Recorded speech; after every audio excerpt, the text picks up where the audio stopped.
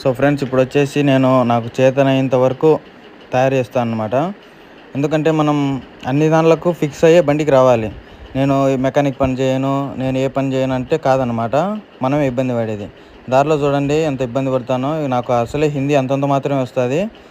ఎలాగోలా అక్కడ ఇక్కడ చూసేసి ముందైతే చూసినాను అనమాట ఒకసారి దీనికి గ్రీసింగ్ పెట్టడము. అది వచ్చేసి నాకు ఇప్పుడు యూజ్ అయింది.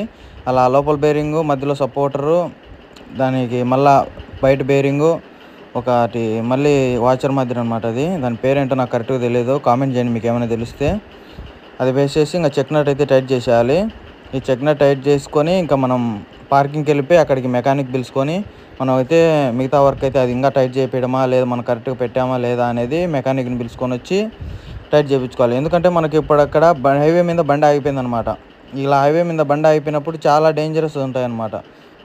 దారిలో వెళ్ళేవాళ్ళు, వచ్చేవాళ్ళు ఈడేందిరబ్బా ఇక్కడ ఆపుకొని తిడుతుంటారనమాట. తిడుతుంటారు. మనం అన్నీ పడాలి ఇంక డ్రైవర్ అంటే ఊరికనే కాదు. మన పని మనం చేసుకుంటూ పోవాలి. ఇలా నేను హైవే మీద ఆగిపోయింది కాబట్టి మాత్రమే ఇలా అయితే ప్రస్తుతానికి మనం గమ్యస్థానానికి చేరుకునే వరకు ఎంప్టీ బండే కాబట్టి ప్రాబ్లమ్ ఏం లేదు. అలా కొంచెం టైట్ చేసుకొని పార్కింగ్‌కి వెళ్ళిపోయి ఇంకా మెకానిక్ అయితే కాల్ చేసినాను గూగుల్‌లో సెర్చ్ చేసేసి. ఇంగా మెకానిక్ పిలుచుకొని ఇంకా పూర్తిగా బండి పని మొత్తం చేపించేసుకుందాం. ఇదొచ్చేసి చాలా డేంజర్ అనమాట. హైవేలో గాన ఇదన్నీ ఊడిపోయిందనుకో, చెక్ నట్ గాని ఊడిపోయిందంటే లోడ్ బండి అసలు బ్రేక్ ఆగదు.